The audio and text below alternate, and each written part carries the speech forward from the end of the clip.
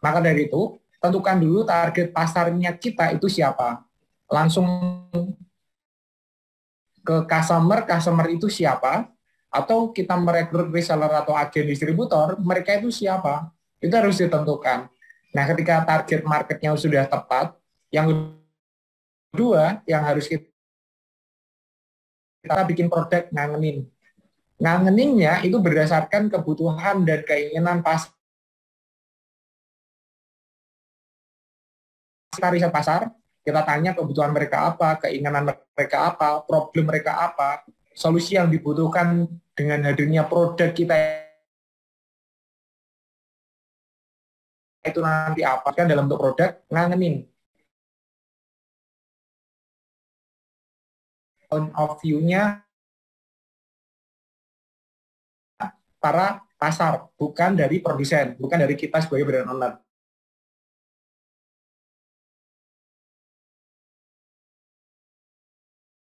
Yang ngilerin, kemasan ngilerin itu artinya kita mulai memilih tentang nanti kemasannya pakai step, pakai kah, atau kita pakai kardus karton kah, untuk mas produk yang nanganin ini.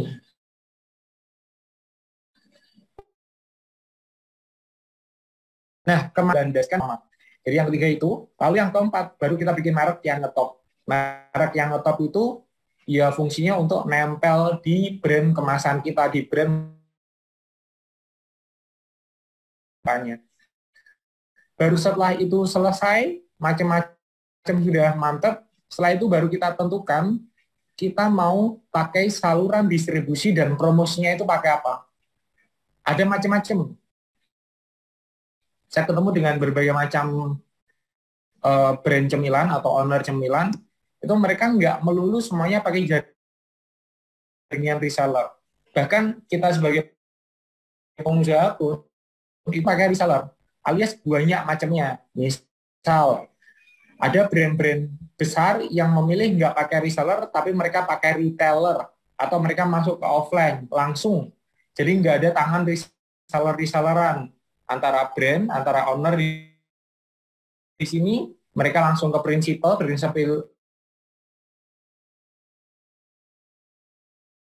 itu biasanya mereka pakai distributor punya pasar besar gitu ya. Terus setelah itu masuk ke retail langsung, retail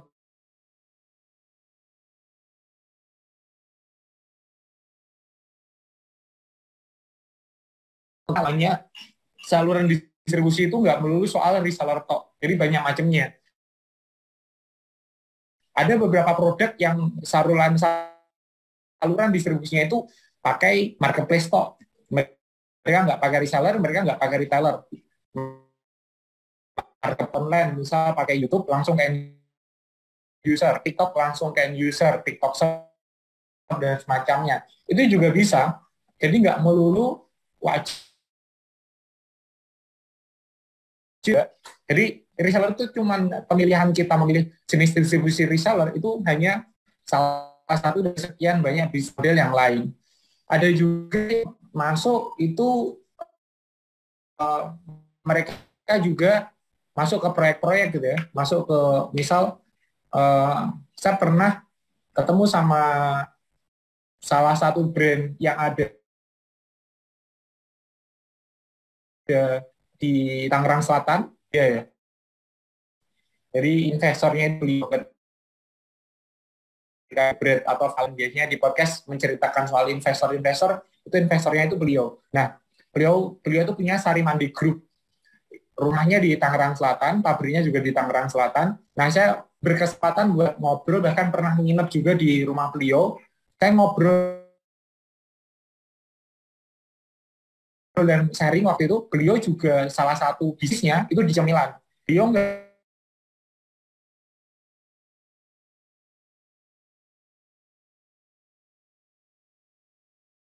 pakai Indonesia, Lion Group, dan semacamnya. Nah, cemilan-cemilannya itu ditaruh untuk apa? Untuk sajian cemilan atau makan ketika orang-orang berterbangan ya. Mereka yang di pesawat kan, khususnya Garuda, itu biasanya dapat snack kan. Nah, itu beliau dapat tendernya di situ. Nah, itu otomatis bisnis modelnya juga beda. Karena balik lagi, yang ditentukan itu target pasarnya kita siapa. Di poin pertama tadi, nanti yang menentukan bisnis model kita apakah cocok buat reseller atau cocok untuk yang lain. Terus setelah itu kita hajar belah dengan saluran promosi. Jadi memilih saluran distribusi dan promosi reseller itu juga cuma salah satu bagian.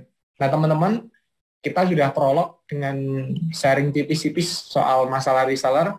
Nah silakan bagi teman-teman yang ingin bertanya, silakan. Saya buka dari 3 penanya di awal.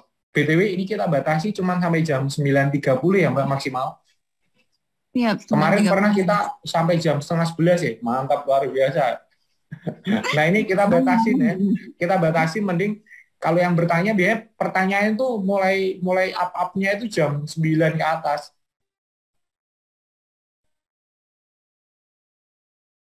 Mulai sendiri, mending langsung tak batasin, bukan berdasarkan penanya tapi kita berdasarkan waktu ya, 9.30 WIB kita sudah close, jadi monggo manfaatkan dan maksimalkan pertanyaan di awal ini. Silakan kalau mau raise hand duluan kita ngobrol dan tanya jawab. Ya baik, terima kasih Mas Bagas pendahuluannya. Teman-teman yang mau bertanya silahkan raise hand, nanti akan dijawab langsung oleh Mas Bagas, ataupun teman-teman boleh komen untuk bertanya ya. Adakah? Ini nggak bisa di-mute mereka, Mbak. Mereka harus raise hand dulu baru kita unmute. Oh begitu ya, udah diatur ya. Ya siap. Teman-teman kalau misalnya ada yang ditanyakan silahkan tanyakan langsung. Jika nggak ada nanti Mimin aja yang nanya ke Mas Bagas nih. Iya. Kak Ami biasanya pertanyaan.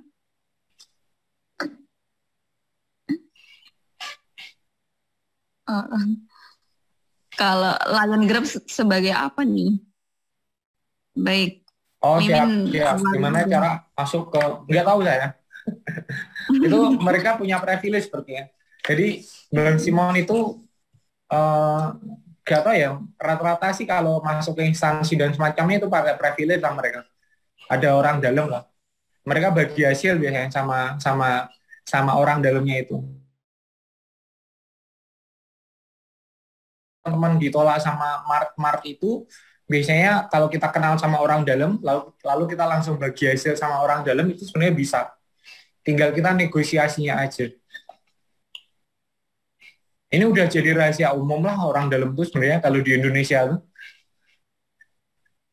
Ini Mas ada pertanyaan lewat chat ya Mas. Aku bacain. Gimana caranya menentukan target market gitu Mas? Dari Mas Yusuf. Target pasar itu kalau pengen simpelnya, kalau teman-teman daripada ribet dengan segala bentuk formula ya, itu mulailah dari diri kita. Kita itu rata-rata pertemanan kita, relasi kita, networking kita, itu mayoritas di mana?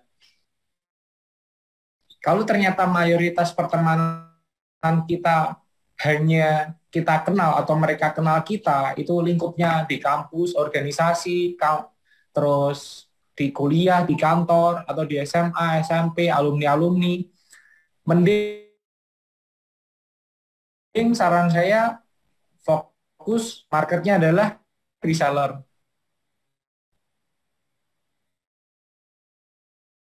Nggak mungkin dong mereka langsung ketika reseller sudah mulai berjibun, sudah mulai banyak,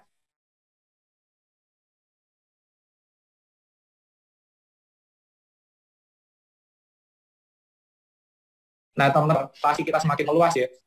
Misal saya waktu awal kan nggak kenal, waktu dalam kondisi kebangkutan waktu itu usia 17 tahun juga, lulus SMA, nggak mungkin saya kepikiran masukin cemilan ini masuk ke supermarket. Saya mulai aksesnya dari mana, saya juga nggak tahu relasinya. Terus dengan keruwetan dan kebingungan saya buat lunasin utang pun, saya juga nggak tahu bagaimana fokusnya di awal. Akhirnya saya memilih untuk jalan yang paling dekat, teman-teman pertemanan kita itu ya pakai reseller. Karena basisnya itu reseller kan basisnya mereka membeli bukan karena produknya, tapi mereka membeli karena siapa penjualnya. Bukan, bisa jadi mereka reseller saya di awal, itu dulu waktu awal-awal join reseller ke saya, itu bukan karena butuh dan pengen karena produknya, tapi mereka kasihan sama saya. Jadi ya nggak masalah. Kalau yang kasihan 10 orang gitu ya, kita udah dapat tuh. Terus 10 orang nyebarin kemana-mana lagi, itu mulai average-nya besarnya di sana. Apalagi pakai WA ya. Sekarang kan ada WA, ada macam-macam platform lah yang bisa digunakan buat menjaring customer atau reseller gitu. Jadi mulailah dari terdekat kita. Yang paling simpel itu kita mau praktek lewat apa, ya udah kita hajar blade di sana. Tapi kalau pertemanan dan circle kita sudah mungkin ketemu sama mereka yang ada di market-market besar, distributor besar, ya bisa jadi itu jadi target pasar kita. Mereka kan pasar kita tuh. Lalu kita tanyain, Tor distributor, kamu butuh mau apa? Tor, kamu pengennya apa? Ya sudah, kita langsung mainkan di sana. Begitu jawabannya, Mbak. Nah, siap. Ini ada pertanyaan lanjutan, Mas. Ini katanya, produk kita atau, maksudnya gimana? Produk atau kita yang menyesuaikan market, Mas? Kalau saya lebih cenderung ke market fit ya, alias ya seperti konsepnya Abdurrahman bin Auf ya. Kan ketika beliau hijrah kan, dipaksa hijrah kan beliau waktu itu kan dipersatukan tuh sama sahabat-sahabat antara Ansor sama Muhajirin kan. Kan ditanya dalam kondisi Abdurrahman bin Auf kondisinya nggak punya apa-apa, mereka harta pakaian semuanya ketinggalan di kota Mekah waktu itu, sengaja ditinggal di kota Mekah, kan ditawarin, kamu butuh modal tak kasih, kamu butuh kurma tak kasih, kamu butuh ladengnya tak kasih, kamu butuh unta tak kasih. Tapi beliau kan malah mengatakan, ya terima kasih itu semua, saya cuma butuh satu, tunjukkan saya di mana letak pasar, kan begitu kan.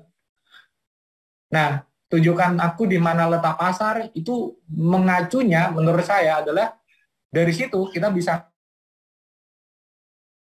pasar atau market, otomatis disitulah butuh namanya problem, atau mereka banyak problem di sana, dan mereka butuh solusi. Nah, solusi itu namanya produk. Artinya apa? Ya produk ini ngikutin dari kebutuhan, keinginan, dan masalah dari pasar. Baru setelah itu kita create produknya apa. Nah, biasanya UMKM itu memulai dari produknya dulu. Ini secara syar'i juga nggak syar'i, secara konsep Abdurrahman bin Auf tadi ya. Jadi kan memulai dari produknya dulu, salah nggak salah itu ya terserah kalian. Tapi menurut saya itu effortnya luar biasa. Kalau kita mulai dari produknya dulu, kita nanti ketika sudah ada produk, sudah ada stok di sana, sudah ada kemasan, sudah ada macam-macam yang ada di lingkupnya produk, itu kita bakal kelimpungan untuk mencari di mana letak pasar. Dan ternyata pasar itu nggak sesuai dengan produk kita yang sudah kita stok. Akhirnya fokus kita bukan untuk menyelesaikan solusi dari kebutuhan dan keinginan pasar, tapi fokus kita adalah habisin stok. Iya toh ya. Habisin stok produk, habisin stok kemasan, habisin stok inventory dan semacamnya. Akhirnya nggak fokus sama kebutuhan dan keinginan pasar. Tapi kalau kita mulainya dari sesuai dengan syariatnya Abdurrahman bin Auf tadi, di mana letak pasar, alias kita mulai dari pasarnya dulu, ya banyak perusahaan besar yang sekarang sustain, itu mereka memulai dari pasar. Gojek misal. Nadiem Makarim kan memulai bukan langsung dari membuat aplikasinya, tapi beliau memulai dari apa? Dari keruwetan yang ada di pasar. Pasar mulai macet, pasar kebingungan ketika nanti ojek tongkrongan dan semacamnya, mereka pakai kargo suka-suka mereka, pasar mulai crowded gitu ya, pasar mulai kehujanan, pasar butuh untuk makan cepat gitu. Nah, pasar butuh untuk gengsional, bisa bawa mobil kemana-mana gitu ya. Nah, itu Nadiem Makarim kan menjawab solusi dari kebutuhan dan keinginan pasar melalui platform produknya yang namanya Gojek. Ada Goret di sana yang ternyata mendistrupsi semua ojek pangkalan. Terus setelah itu juga secara Gokar kita hampir setiap hari kita pakai ya, bagi teman-teman yang kiranya rumahnya hujan terus ya, dan harus bawa produk, harus bawa barang, itu cukup membantu. GoBox untuk nganterin sana sini, GoSend untuk semuanya membantu lah platform yang diciptakan sama Nadiem Makarim. GoFood hampir kita kelaparan setiap malam, mau agar sekali untuk bikin semacamnya, kita pakai itu. Nah itu kan memulai dari mana? Memulai dari kebutuhan dan keinginan pasar itu apa. Itu Abdurrahman bin Auf banget wih, Nadiem Makarim. Yang akhirnya kan memberdayakan dengan berbagai macam lintas kan. Mulai dari suppliernya dapat win, drivernya dapat win, terlepas dari segala kontroversi ya. Terus dari usernya dapat win, semuanya dapat win-win solution di sana. Bahkan pemerintah yang cuma pakai wacana kita akan menghijaukan ibu kota, tapi Nadiem Makarim sekarang sudah hijau-hijau semua tuh ibu kota. Hijau jangan deket, Mas. Oh iya bener ya. Iya. Begitu jawabannya, Mbak. Baik, begitu ya Mas Yusuf ya. Kayaknya belum ada pertanyaan tambahan. Ini ada pertanyaan tentang mindset Mas dari Kak Ibnu. Kak Ibnu kayaknya ini aja deh, open mic aja deh. Halo Kak Ibnu, bisa open mic ya? Beliau harus raise hand dulu, Mbak. Iya, Kak. Oh, perempuan. Ya, bukan. Oh. Ya, terima kasih Kak kesempatannya. Saya mau bertanya, Mas Bagas. Terima kasih penyampaiannya tadi.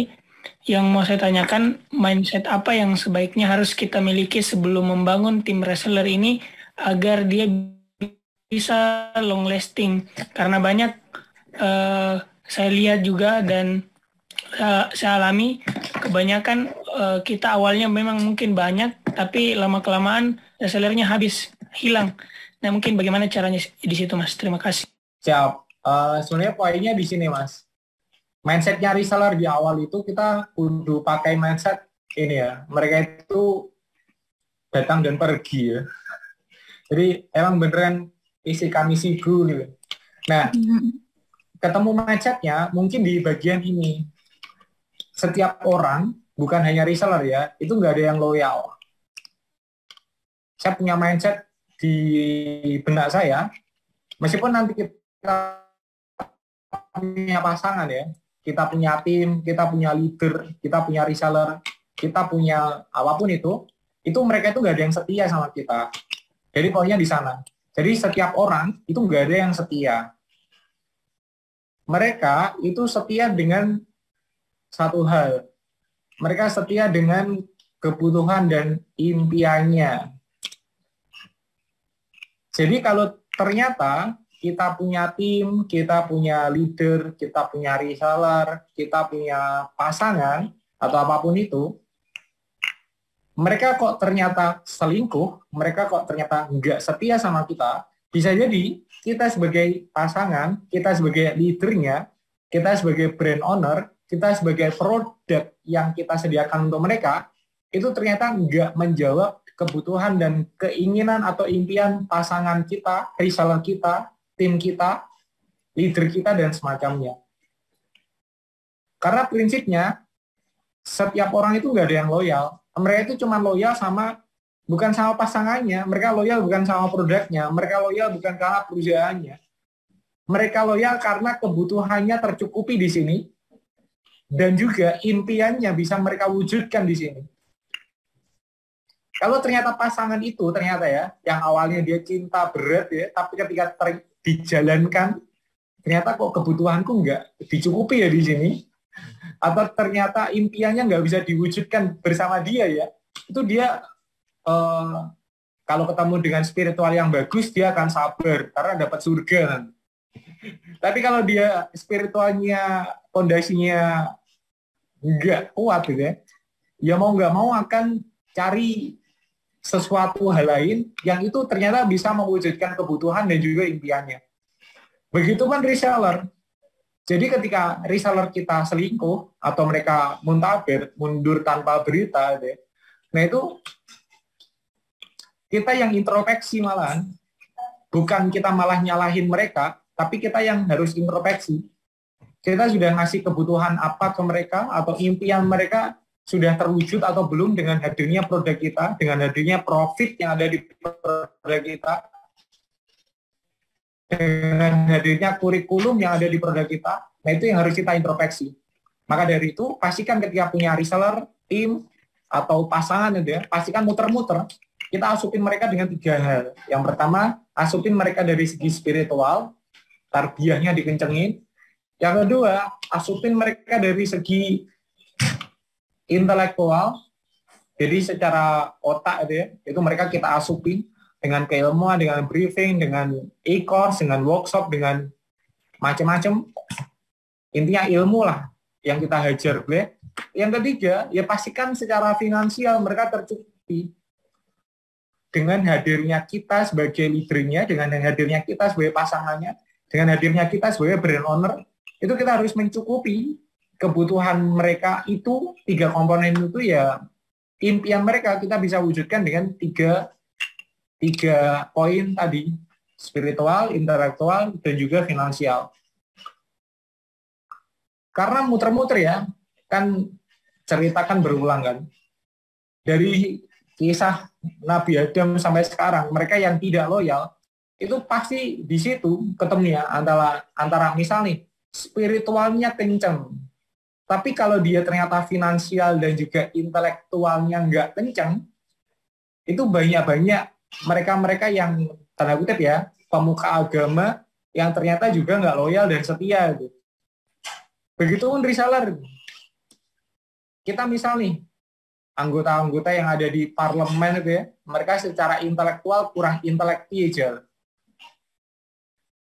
Kalau teman-teman ngikutin kasusnya polisi tembak polisi, yang akhirnya mereka jadian, kan polisi nembak polisi, akhirnya mereka jadian. Nah,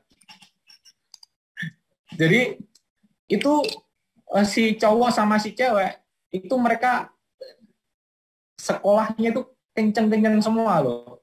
S2-nya itu mantap-mantap luar biasa.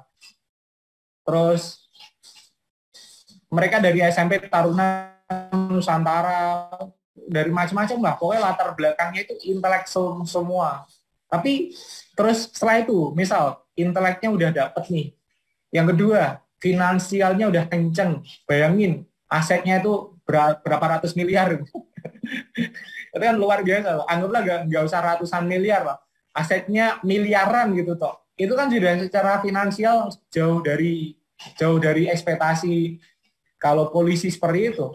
Tapi ketika sisi spiritual nggak dilandasin dengan kuat, mereka ya tetap bisa, tanda kutip ya, melanggar hal begitulah.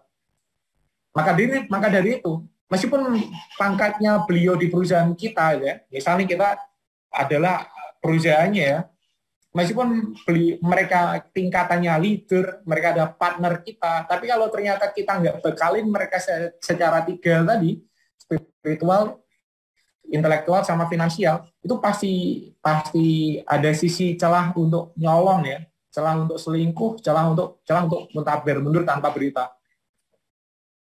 Apalagi reseller itu. Begitu. Karena kan setiap hari kita diasupin dengan berbagai macam brand, cemilan, iklan. Saya misal waktu kemarin ya, waktu Kopdar reseller di Jogja, dengan brand sebelah itu, ada salah satu peserta yang dengan PD-nya itu beliau bilang gini, Mas, saya resellernya Mas Bagas. Oke, siap Mas. Terakhirnya kita maju ke depan, beliau kan mau bertanya. Terus sambil bawa produk, Mas ini produkku. Beliau bawa produk, belakang tulisannya itu mirip plek sama punya saya. Depan tulisannya pun juga mirip plek sama saya. Mas, ini saya terinspirasi sama sampean, Mas. Terus saya bilang, ini bukan inspirasi, Mas, ini jiplak ya, men. Saya bilang gitu. Kok jiplak sekarang lebih diperhalus dengan menginspirasi gitu ya. Mantap sekali. Tapi terlepas dari situ, saya hanya mulai ngomongnya itu konteksnya bukan masalah jiplak dan semacamnya. Konteksnya adalah mereka yang reseller saya pun, mereka bikin produk yang sama persis dengan saya. Apalagi mereka yang bukan reseller. Kan ada ratusan orang yang sudah, ratusan bahkan jutaan orang yang sudah lihat brand saya atau produk saya, atau ternyata teman-teman juga salah satu seperti tadi gitu ya, yang terinspirasi alias menjiplak cemilan-cemilan kita. Enggak masalah, saya nggak mempermasalahkan soal itu. Tapi ya sebegitu parahnya, mereka yang ada di reseller kita itu mereka terkontaminasi atau terasupi dengan berbagai macam informasi, cemilan lain, brand lain, perusahaan lain, yang akhirnya mereka bisa jadi memilih mereka karena bisa jadi brand kita nggak bisa mewujudkan impian mereka, nggak bisa memenuhi kebutuhan mereka. Maka dari itu yang kita introspeksi itu bukan mereka, tapi yang kita introspeksi ya diri kita. Ada yang sesuatu yang salah dari servis kita kah? Pelayanan kita adakah yang salah? Atau ternyata kita nggak tulus untuk sharing sama mereka? Begitu kurang lebihnya, Mas. Semoga menjawab ya. Ya, dari Kak Ibnu ada pertanyaan lanjutan atau cukup? Bisa open mic ya Kak Ibnu atau nggak bisa nih? Masuk ke pertanyaan raise hand atau chat selanjutnya ya, Mbak. Oke, siap. Baik. Nih, aku ada pertanyaan yang menurut aku menarik sih, Mas. Ini, jadi pasar kacang telur kemana karena produk yang sama dengan harga lebih murah banyak? Itu, Mas. Siap. Balik lagi ya. Selama yang kita jual adalah fungsinya atau rasionalnya, kacang telur, pembanding atau kompetitor yang ada di benak kita, yang ada di mindset kita, bahkan nanti pasar yang akan datang ke kita, itu mereka yang juga membanding-bandingkan dengan produk kita yang lain dalam wabil khusus adalah fungsinya.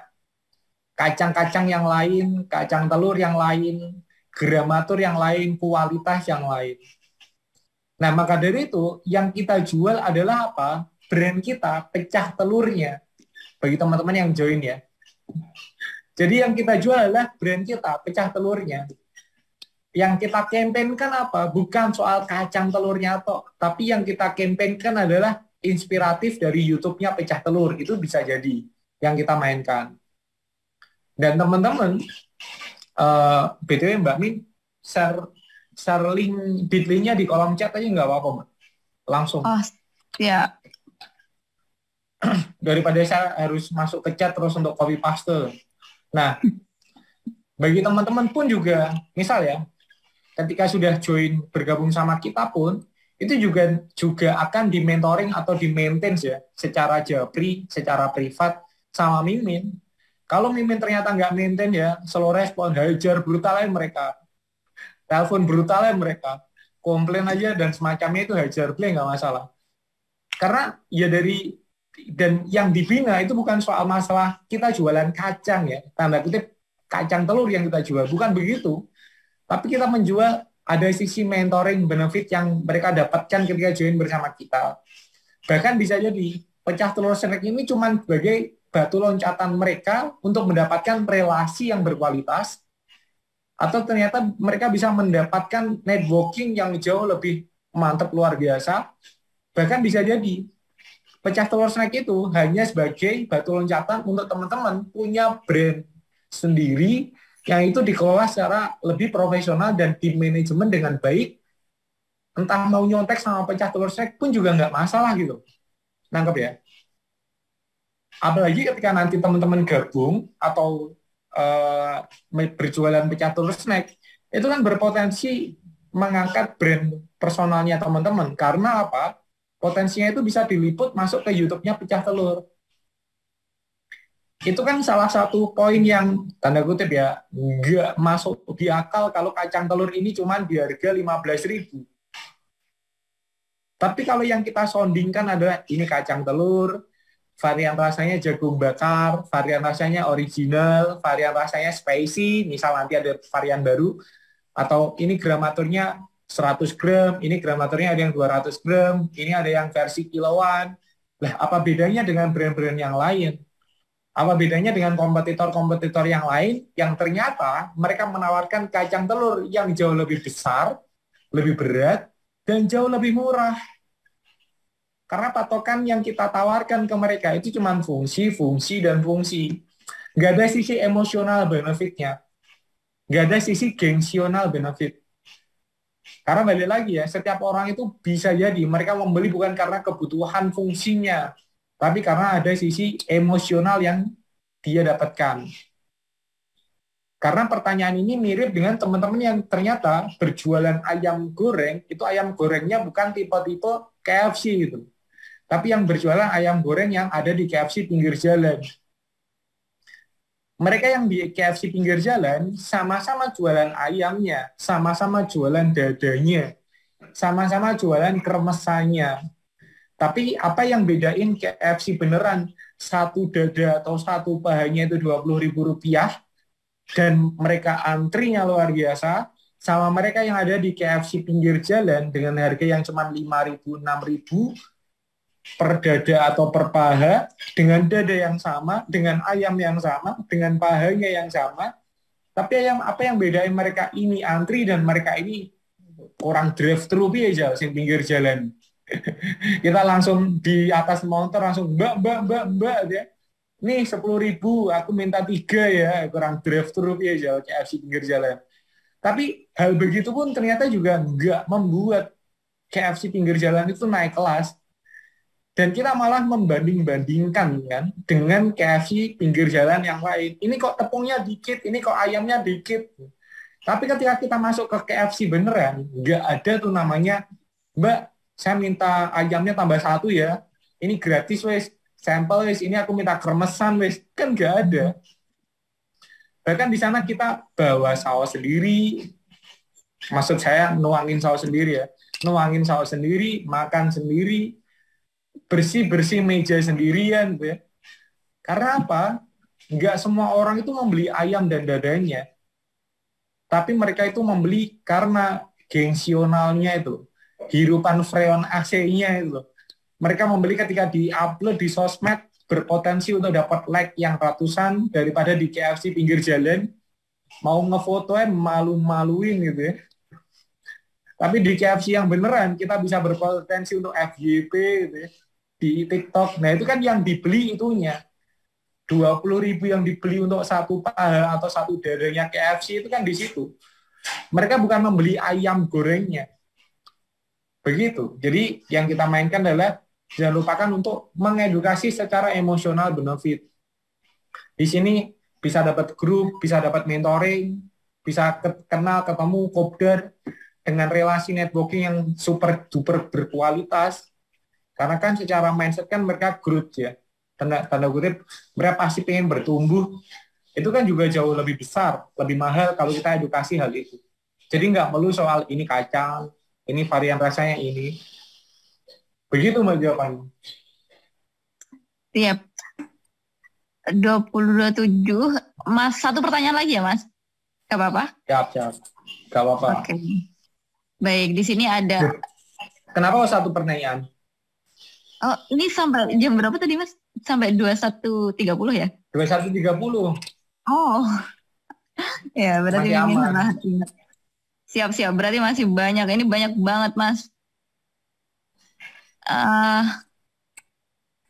Dari atas ya Mas, aku bacain. Dari Kak Herawati nih, pertanyaan dari Kak Herawati, bagaimana cara memulai usaha bagi yang belum punya modal? Sedangkan usaha itu sendiri membutuhkan produk atau barang yang akan dijual ke customer. Mohon penjelasannya, gitu Mas Bagas. Ya, kalau saya pakai dropshipper ya biasanya. Ini kalau teman-teman yang sekarang punya stok atau teman-teman punya produk, kerja sama aja sama Mbak ini yang tanya. Namanya siapa Mbak? Namanya Herawati ya? Jawab. Nah itu teman-teman bisa ditawarin tuh produknya ke beliau. Saya yakin yang japri nanti akan banyak. Dan itu nggak butuh modal. Alias mbaknya di sini cuman bantu jual aja, nanti bagi hasil komisi. Sama mereka yang sudah punya produk. Nah ini yang bagi punya produk langsung hajar bleh tuh. Minta kontaknya ke Mbak. Mbak itu tadi, nanti biar langsung dapat peluang usaha nih malam hari ini juga. Karena yang penting itu sebenarnya bukan masalah modal sih, niat sebenarnya, sama mental lah. Saya selalu bilang ya ketika di YouTube tuh, saya bilangnya di komen sama netizen gitu. Itu sampai masuk ke DM saya. Saya kan waktu itu dipotong terus masuk ke story tapi nggak tarik post. Terus ngomel-ngomel tuh dengan kalimat saya bilang di YouTube tuh kalian tuh kenapa kok nggak segera memulai, itu bukan karena nggak punya modal, tapi kalian nggak punya mental, saya bilang gitu kan. Nah itu dipotong terus diupload di sosmed, mantep tuh. Nah itu lumayan membuat kegaduhan dan kericuan. Karena poinnya itu ya di situ, yang paling penting bukan modalnya, tapi mentalnya. Mereka yang punya modal pun ketika mereka nggak kuat secara mental, iya bakal sia-sia. Tapi kalau mereka nggak ada modal, nggak ada relasi, nggak ada network, tapi mereka punya mental yang kuat, mereka mentalnya bertumbuh, mereka mentalnya mau belajar, mereka mentalnya beneran mau hajar black gas-gasan, itu bakal ketemu tuh yang namanya nanti network sendiri, nanti mereka ketemu dengan relasi sendiri, bahkan dari networking dan relasi mereka bisa dapat modal dari situ. Bisa jadi dalam bentuk produk, bisa jadi dalam bentuk peluang toko misal. Saya pernah ditawarin waktu dalam kondisi dulu masih punya utang, terus setelah itu saya beneran nggak punya uang di sini buat berkeliaran cari produk dan semacamnya, tapi tetap gas-gasan. Saya ketemu relasi sana sini, ada yang nawarin sampai, Mas ini saya punya toko nganggur, saya punya ruko nganggur, itu di daerah Brawijaya, Stadion Brawijaya. Nah itu ini terbengkalai Mas. Dan waktu itu kan belum ada liga ya. Posisi gak serame inilah. Waktu Liga Indonesia dibekukan kalau nggak salah. Tahun-tahun itu gak ada liga dan semacamnya. Akhirnya banyak yang di ruko-ruko dekat stadion itu banyak yang tutup. Nah itu saya punya relasi. Waktu saya kejar relasi, dan ketika dapat relasi itu ada yang nawarin buat mempergunakan rukonya yang kosong karena masih ada sewa sampai 2 tahun, dan beliau nggak tahu mau usaha apa, dan beliau bilang, Saman mau usaha apapun saya support Mas, itu dalam kondisi saya punya hutang. Dan beliau yang bilang itu adalah salah satu investor saya yang nagih-nagih saya waktu di Money Game. Jadi bisa bayangin ya, karena kita menjaga reputasi kita, mereka pun yang investor nagih-nagih saya, uangnya tolong dikembalikan, mereka tetap masih amanah ke saya untuk mengelola rukonya. Meskipun saya menolak karena saya nggak punya pikiran untuk mengelola apa, nanti malah jadi bangkrut lagi malah. Terus akhirnya ternyata jam-jamnya itu dijamur crispy kan. Begitu. Jadi yang penting kita gerak aja, sofa marwah, nanti modal lu bakal datang dalam bentuk relasi, networking, atau bahkan produk yang tinggal jual. Affiliate juga bisa sih. Affiliate itu banyak teman-teman saya di Kediri itu, mereka yang bisa umroh setiap bulan ya, bahkan karena dapat reward dari affiliate. Ngeri ya. Jadi kan rewardnya tuh selain dari affiliate-nya, dari komisi, itu si perusahaan kan ngasih reward buat umroh kan. Itu hampir tiap bulan dapat umroh terus. Itu tanpa modal. Mereka mengoptimasi pakai Google Ads, mereka optimasi pakai Facebook Ads, yang dijual kubah masjid. Begitu. Nah itu juga bisa. Akhirnya diberupakan bukan karena sudah 4 kali nggak salah beliau umroh, terus akhirnya beliau bilang dijadiin uang aja gimana. Akhirnya dijadiin uang. Jadi bisa bayangin itu tanpa modalnya cuma laptop sama wifi kadang numpang di tempat saya malah. Begitu jawabannya. Semoga membantu ya. Teman-teman kalau mau raise hand, kita ngobrol nggak masalah. Tapi kalau di kolom chat ini kita cuma satu arah. Kalau satu arah, mending di Instagram. Teman-teman bisa DM saya di Instagram. Nah, kita prioritaskan bagi yang raise hand ya. Siap, monggo Mas. Ya, Mas Bagas, Mungkin saya tadi kan bicara soal mental ya.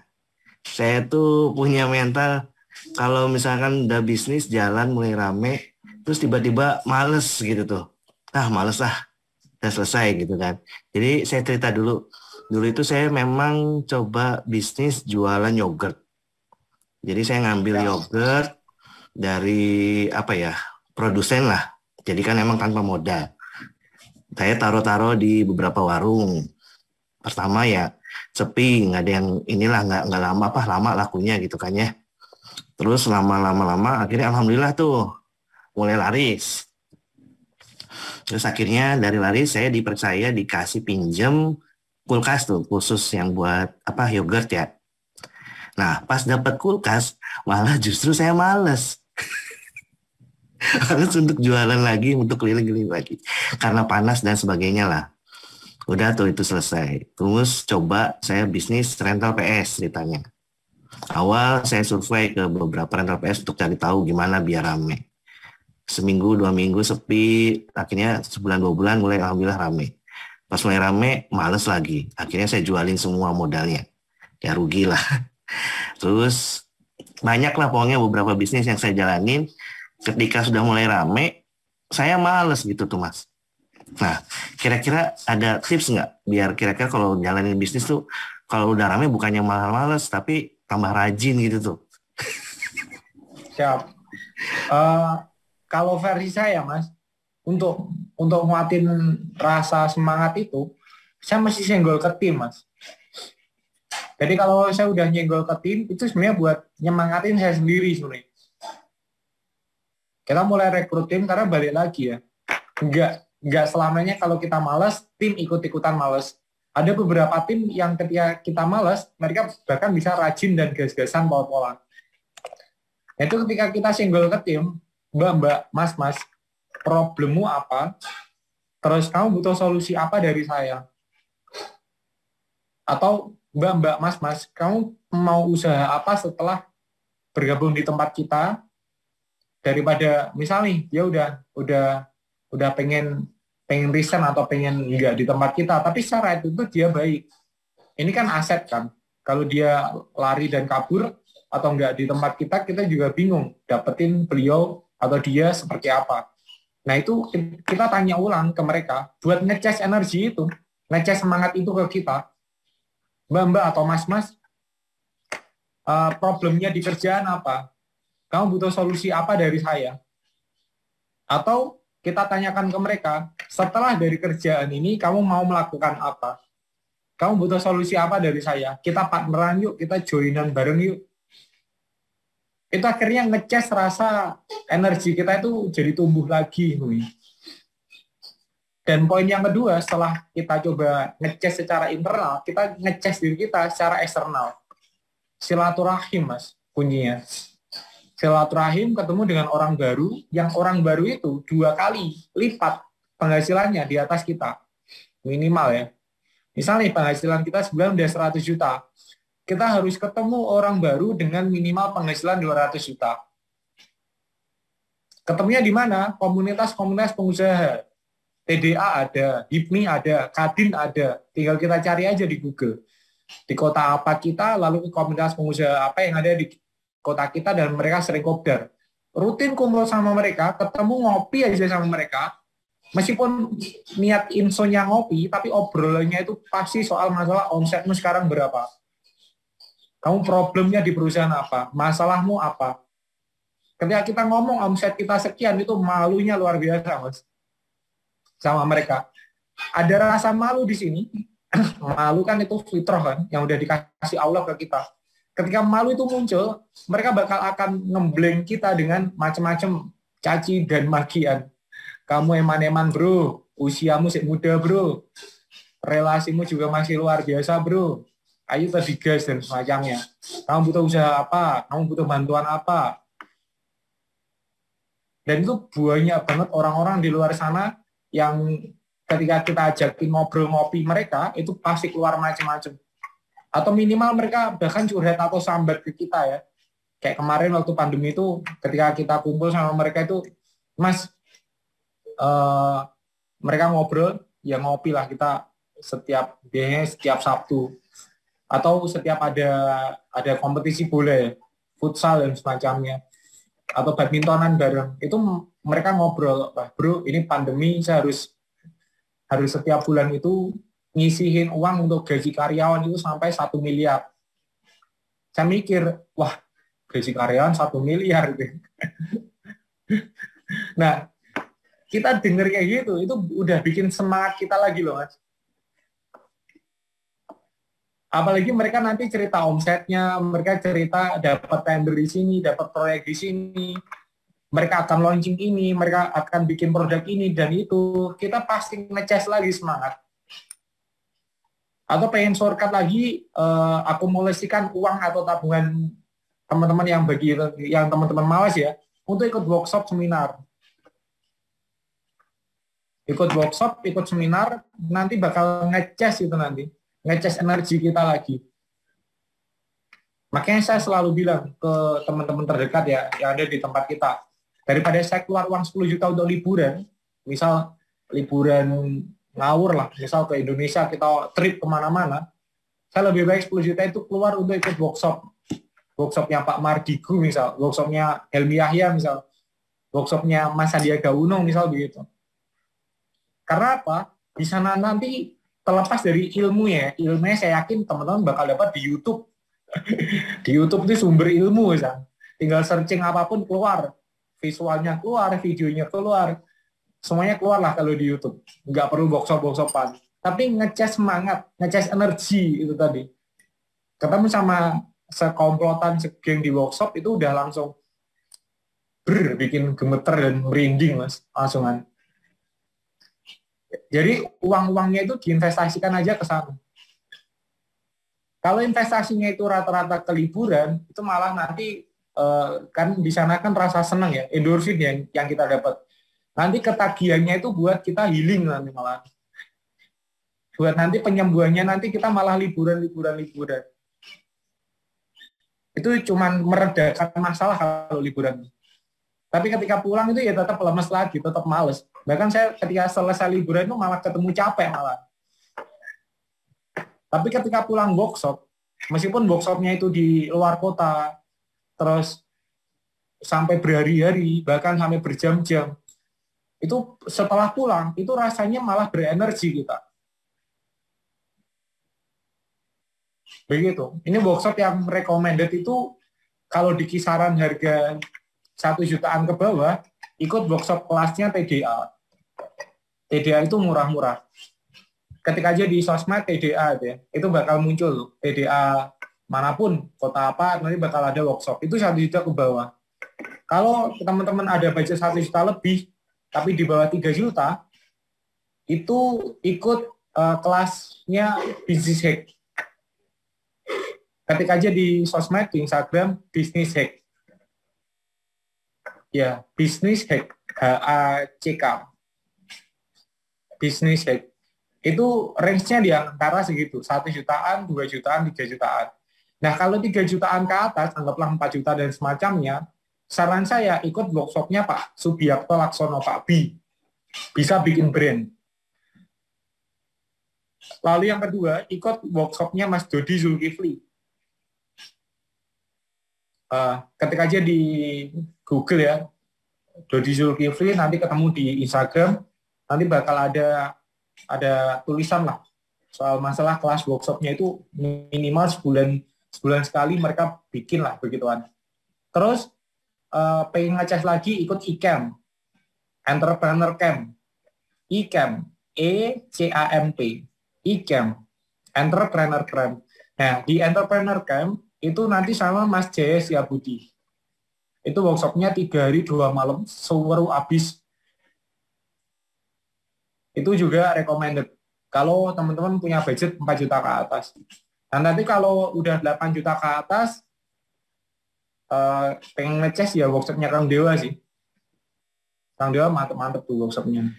Tapi bagi teman-teman yang sudah join di Dewa Snack ataupun di Pecah Telur, workshopnya Kang Dewa itu nggak berarti apa-apa karena hampir ilmu-ilmunya itu sama Kang Dewa dibocorin di sini. Jadi mirip-mirip sama aja. Mending join Pecah Telur aja wis. daripada ikut workshopnya itu. Kasarannya begitu. Tapi kalau pengen dapat environment ya, pengen dapat lingkungan positif, pengen dapat network yang berkualitas, ikut aja di sana. Kalau pengen gratisan, ikut aja Kadin, Kamar Dagang dan Industri. Itu setiap bulan, insya Allah ya, setiap kota akan mengadakan. Tapi saya nggak tahu. Kalau ternyata teman-teman nggak ketemu komunitas, bikin aja sendiri, Mas. Saya di Kediri itu, di 2015, saya mulai menggeluti jamur crispy, dengan kondisi saya punya hutang, itu saya punya komunitas namanya IIBF dulu. Tapi di Kediri, ternyata IIBF itu 2015 itu nggak ada komunitas yang aktif. Akhirnya apa yang saya lakukan?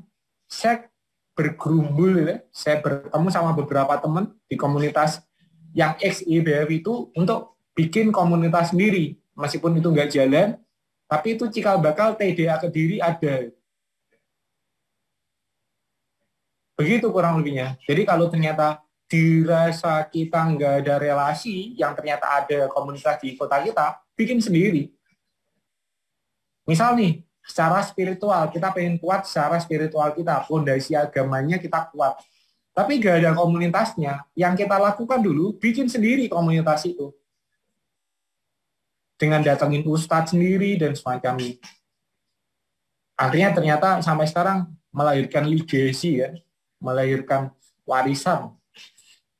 Dan itu bermanfaat bukan hanya untuk kita awalnya, tapi untuk anak-anak muda yang ada di kota kita. Di lingkungan kita lah minimal. Begitu Mas, semoga menjawab dan membantu. Mau tanya lagi? Ya, baik Mas Bagas, benar agak sedikit terbuka nih. Berarti emang intinya mungkin karena saya selama ini berbisnis sendirian, nggak punya tim dan nggak punya teman lah gitu ya. Merasa kurang percaya sama orang lain, lebih percaya sama diri sendiri. Karena ngerasanya namanya juga bisnis baru jalan gitu. Jadi saya pikir bisnis tuh ya saya jalanin dengan diri saya sendiri lah. Ternyata ya kalau dipikir-pikir memang mau nggak mau tuh kita harus perbanyak relasi ya. Seperti yang itu kan yang dikatakan apa namanya, berkumpulan dengan orang-orang soleh gitu kan. Gitu ya kurang lebih ya.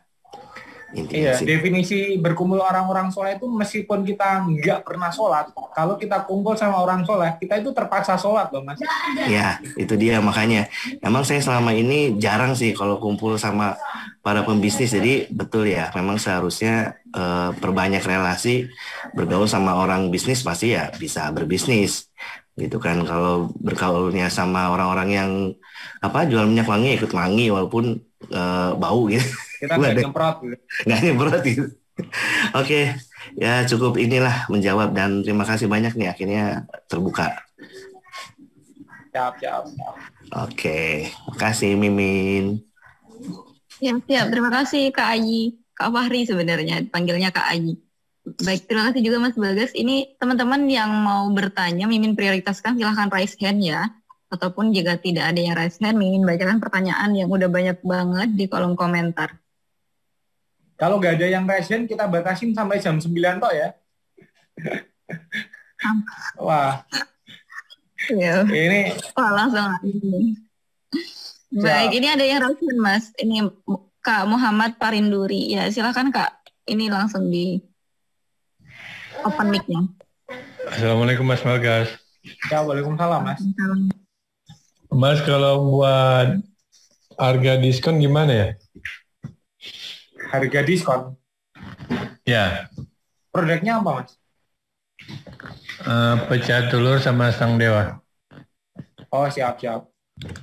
Kalau sudah punya brand kita, itu sebenarnya dibundling aja bisa Mas. Misal, benefitnya pecah telur sama benefitnya di sang dewa, itu dikumpulin jadi satu. Kan dua brand ini benefitnya beda. Meskipun sedikitnya hampir mirip-mirip sama-sama, tapi kelebihan di Sang Dewa sama di kelebihan pecah telur itu beda. Misal, join di Sang Dewa itu nggak berpotensi bisa diliput di YouTube-nya pecah telur, kan begitu. Ya. Nah, karena Mas di sini adalah join di pecah telur juga, kan dapat benefit tuh, bisa diliput di pecah telur.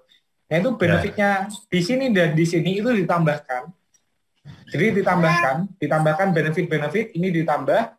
Setelah itu kita coba aja diskusi Mas pasar.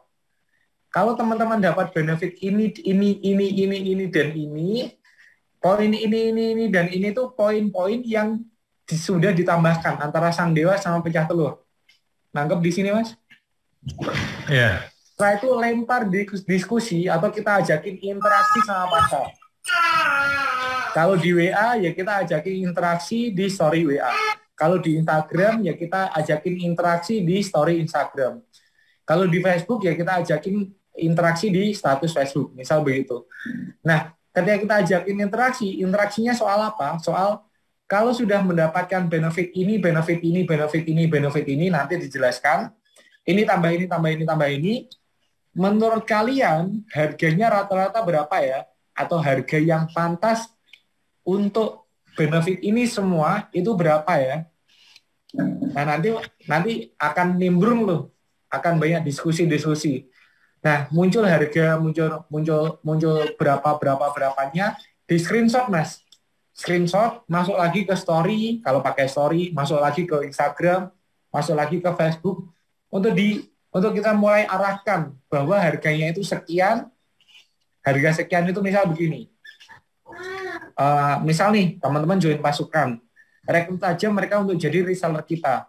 Misal harga reseller kan Rp13.000 per piece. Yeah. Atau modalnya mereka kan 1,3 juta. Ordernya 100 piece. Bundling aja mereka Mas. Ini kan poin di sini mereka nanti akan nyebutkan harganya 2 juta, harganya nanti disebutkan lah. Nah setelah itu kita mulai. Kalau beli 2, kalau join bersama kita, join 2 brand ini, Sang Dewa dan juga Pecah Telur, iya betul, Anda akan minimal ordernya di harga, misal, diangkat aja nanti, diangkat antara, ini kan 1,3 tambah 1,3, artinya kan 2,6. Yeah. Dengan benefit tambahan, otomatis kan harganya nggak cuma 2,6 dong. Yeah. Otomatis kan harganya bisa lebih kan? Yeah. Nah, misal harganya lebih itu 3 juta. 3 juta rupiah itu dicoret, Mas. Dicoret, tahu kan harga coret? Yeah. Jadi 3 juta rupiah itu dicoret. Lalu coba ajakin tebak-tebakan lagi mereka. Ajakin interaksi lagi mereka. Terserah apapun jawaban mereka, setelah sudah ngajakin interaksi, misal ternyata ada yang betul menjawab 2,6 juta, 2,6 juta itu di screenshot, masukkan lagi ke story. Ya betul, kalian sudah bisa join 2 brand dengan modal 2,6 juta saja. Sudah mendapatkan benefit semuanya. Betul gitu nggak, Mimin? Kalau 2 brand 2,6 juta atau ada potongan lagi, Mbak? Boleh dipotong lagi nggak? Ini malah yang tahu teknis, Mimin malah. Boleh Mas ketika ada diskon sih. Nah kebetulan malam ini kan lagi ada promo. Nah kalau boleh, artinya kan 2,6 juta kan itu bisa didiskon lagi kan, Min? Iya betul. Apalagi join 2 brand. Jadi totalnya berapa? Kalau join 2 brand itu kalau 50 bisa ya? Itu yang reseller yang harga 13.000 Mas. Bisa. Yang harga reseller bisa kan? Bisa. Nah dari 2,6 juta itu kan dapat 100 ya, dapat 200 piece. Nah ini dicoret lagi Mas, 2,6 juta bisa dicoret lagi dan modalnya cuma 1,3 juta, benefitnya sama bahkan lebih, tapi modalnya sama 1,3 juta. Jadi muter-muter di situ aja. Jadi poinnya adalah kasih problem, solusi tipis, problem besarin lagi, solusi besar. Nanti teknisnya tanya ke Mimin lah. sama Mimin, soalnya malah disediain template-nya. Template copywriting-nya minta ke Mimin aja. Terus setelah itu foto-foto atau desain-desainnya minta ke Mimin, bisa lah. Ya. Terima kasih Mas Bagas. Siap, sama-sama. Nah ini enak ya. Enaknya di tempat kita itu bagi teman-teman yang misal nggak bisa bikin copywriting atau nggak bisa bikin desain, kita udah nyediain. Bahkan teman-teman di sini bisa request sesuai dengan yang diinginkan. Jadi nggak perlu tuh pakai jasa desain atau rekrutmen orang desain untuk ngedesain produk-produk yang ada di tempat kita. Kita udah nyediain mulai foto produknya sudah, videonya sudah, dan desain-desain pun juga sudah. Tinggal request. Dan teman-teman malam hari ini sepertinya juga ada bundling ya? Iya nggak? Ada nggak Mbak? Belum dibuat sih Mas kalau yang bundling. Tapi ada harga coret nggak malam hari ini? Promo Ya ada. berapa? Yang harganya awalnya berapa? Seharusnya kalau misalnya paket pasukan minimal order 200 pieces ini jadi 150 pieces, kemudian dapat diskon ongkir 17.000 karena emang lagi 17-an ya Mas. Kemudian kalau misalnya paket reseller seharusnya kita order 100 pieces, cuma di sini teman-teman dapat bisa order 75 pieces. Cuma ini untuk khusus yang ikut free Zoominar malam ini aja Mas, dan dapat diskonnya 45%. Ini pakai reseller dan itu bisa dimanfaatkan ya. Iya. Sebenarnya promo-promo beginian itu untuk mendapatkan benefit yang sama dengan harga yang lebih murah. Jadi batu loncatan untuk apa? Untuk ya tadi ketemu relasi yang luas, networking luas, keilmuan yang luas, dan kita kan adakan rutin mentoring kan hampir setiap pekan tuh. Ini bagi teman-teman yang barusan ikut mentoring free aja itu udah dapat ilmu, apalagi sudah jadi pasukan. Jadi hajar play aja promonya untuk memanfaatkan jadi pasukan di Pecah Telur Snack. Klik aja link yang ada di kolom chat ya, bit.ly promo pecah.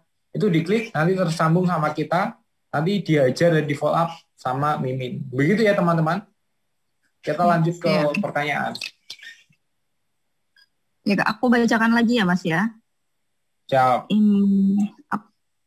Kalau di kolom chat 2 pertanyaan terakhir ya. Oh iya siap.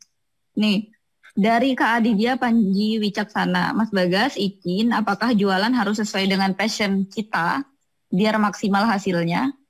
Terima kasih atas jawabannya, gitu Mas. Siap. Kalau teman-teman beneran memulai, itu nggak perlu.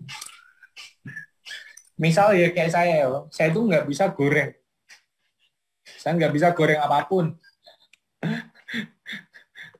Masak mie aja itu malesnya luar biasa ya. Terus masak nasi juga nggak bisa ya. Apalagi masak jamur, masak pisang, masak kacang. Alias kan itu juga bukan passion saya. Tapi ya ternyata kita tetap bisa survive dan tetap bisa mau dan mampu untuk berjualan hal itu. Jadi nggak sesuai passion pun juga nggak masalah. Nanti yang akan mendikte kita untuk bisa sustain, untuk bisa semangat terus-terusan, itu ada faktor 2, internal sama eksternal tadi. Internal dari goal impian kita, artinya kita kudu bisa mewujudkan impian-impian kita dengan usaha ini. Yang kedua, pertemanan yang ada di eksternal kita. Kalau pertemanan kita berkualitas, pertemanan kita ya tadi ya, seperti yang saya jawab di awal, ketemu dengan pengusaha-pengusaha, ketemu sama teman-teman yang bangkrutnya jauh lebih besar dengan kita, atau omsetnya jauh lebih besar daripada kita, itu akan ngecas semangat yang nantinya bisa bikin sustain tanpa perlu ada passion. Tapi alangkah lebih cinta dan baiknya bagi teman-teman yang berangkat memulai apapun itu dari sesuatu hal yang dicintai. Tapi kalau ternyata nggak memungkinkan untuk itu dicintai, ya nggak masalah. Karena setiap orang itu punya fase. Saya mengklasifikasikan menjadi 4 fase. Fase pertama, ada orang yang bergerak bukan karena passion malah, tapi mereka bergerak hanya karena uang. Mereka yang bergerak karena uang, misal penjual asongan, pedagang, terus mereka yang bertani di sawah sebagai buruh ya di sini, atau mereka yang jualan sana sini, itu bisa jadi mereka nggak mencintai pekerjaannya, tapi mereka bergerak murni karena untuk dapat uang, karena minimal buat bisa makan besok, minimal buat nyekolahin anaknya, untuk biaya kebutuhan rumah sakit bapak ibunya, bisa jadi begitu. Itu bodoh amat mereka sama passion. Cinta nggak cinta sama perusahaan, yang penting ada kerja, kan begitu. Itu fase pertama mereka bergerak karena money. Yang kedua, mereka yang bergerak karena fase hobi. Itu yang namanya passion tadi. Ketika mereka bergerak karena mereka cinta, mereka suka, dan ternyata dibayar karena dia, jadi kerjaan yang paling menyenangkan, pekerjaan yang kita cintai atau kita sukai, dan kita dibayar akan pekerjaan yang kita cintai dan sukai itu kan. Nah itu lebih mantap dan powerful. Tapi mereka yang ternyata bergerak di hobi pun itu bakal ngalamin fase ketika sudah punya family, sudah punya anak dan istri. Nanti anaknya, istrinya bakal ngomong sama kita yang kita kerja keras mati-matian karena passion tadi. Kok nggak pernah ada waktu buat aku? Itu ngalamin tuh fase-fase begituan. Padahal rumahnya sudah berhektar-hektar, mobilnya sudah beli sana sini, Velfare, Alphard, Lamborghini sudah bisa kebeli. Tapi mereka di fase yang sudah di fase family itu ternyata nggak butuh itu. Mereka butuh apa? Butuh waktu, butuh quality time. Pernah Mbak Wiwin cerita kan di YouTube-nya Pecah Telur, beliau bahkan bilang, saya nggak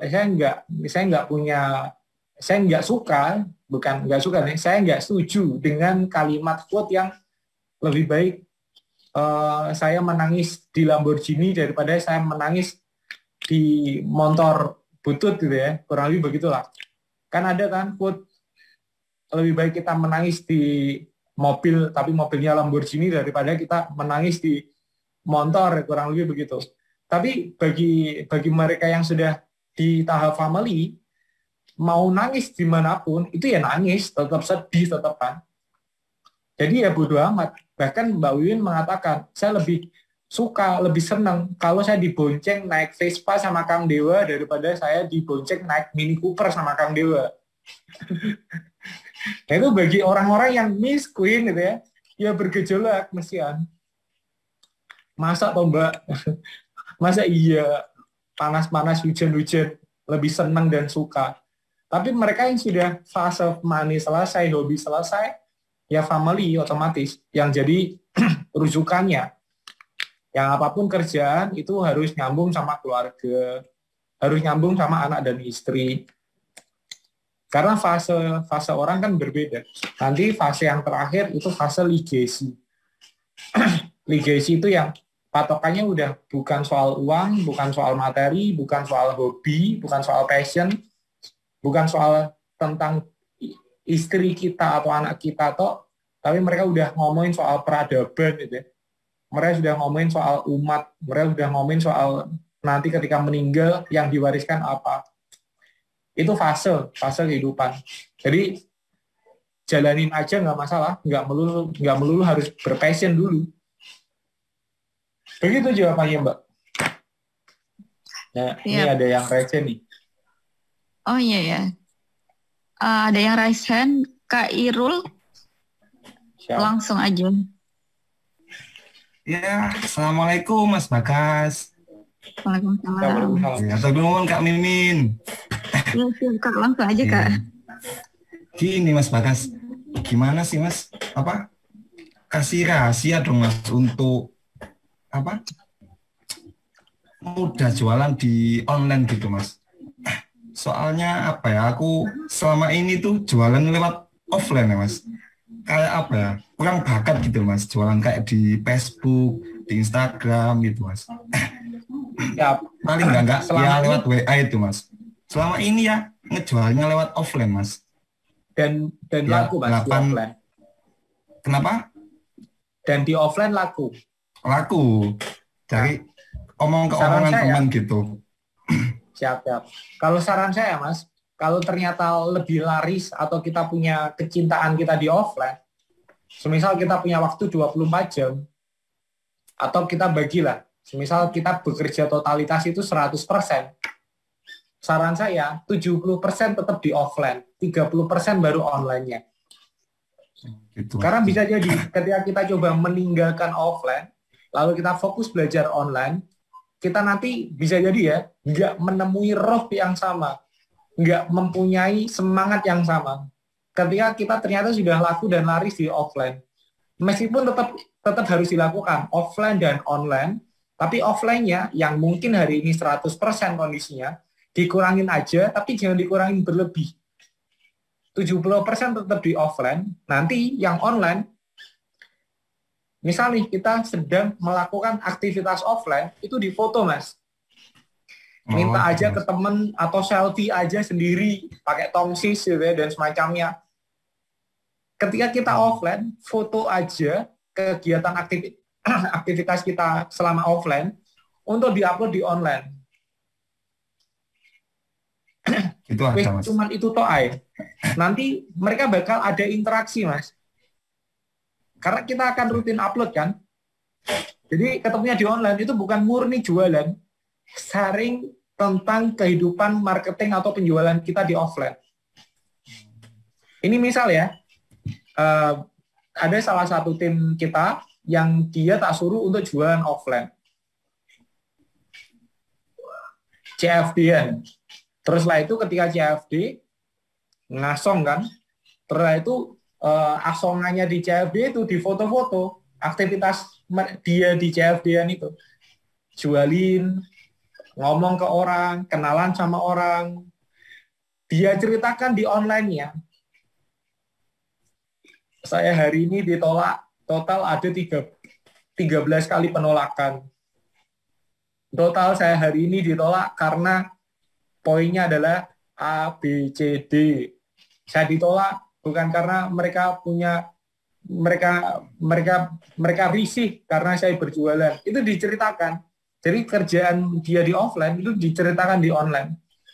Akhirnya di offline bisa jadi tembus cuma 50 piece. Dia, saya tanya, total kan saya target 300 piece.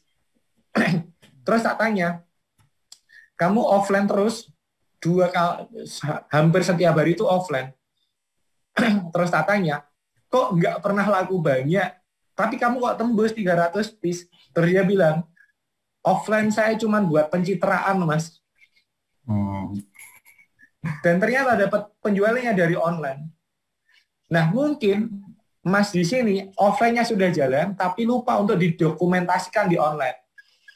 Oh, harus seimbang, Mas ya.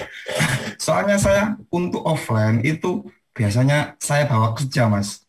Jadi teman saya pesan, terus saya lebihin. Jadi saya kerja itu bawa kayak kacang itu, saya bawa. Jadi lu jualan apa kamu dulu? Terus kepingin nyoba beli gitu, Mas.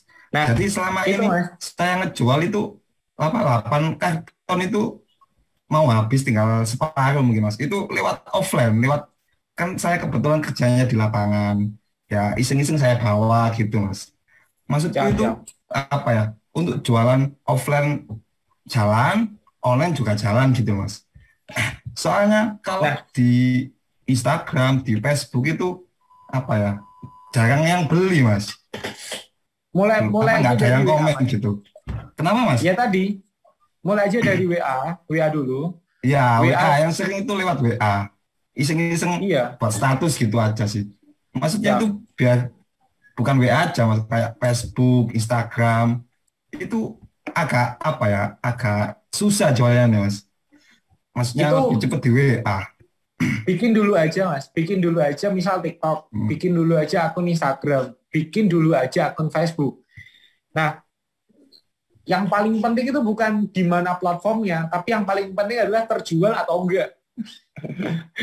Kita punya banyak akun, tapi ternyata nggak bisa menjual di mana-mana, ya sia-sia dong.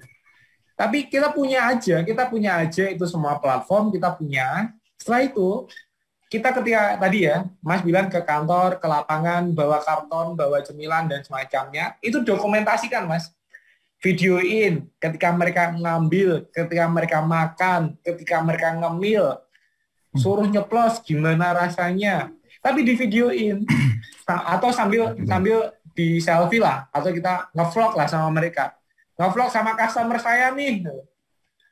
Nah itu di videoin, atau kita bercerita, kita mulai nulis, ya tinggal sesuai platformnya. Kalau TikTok ya nggak pakai tulisan. Kalau TikTok atau Instagram Reels ya pakai ngevlog, pakai video aja.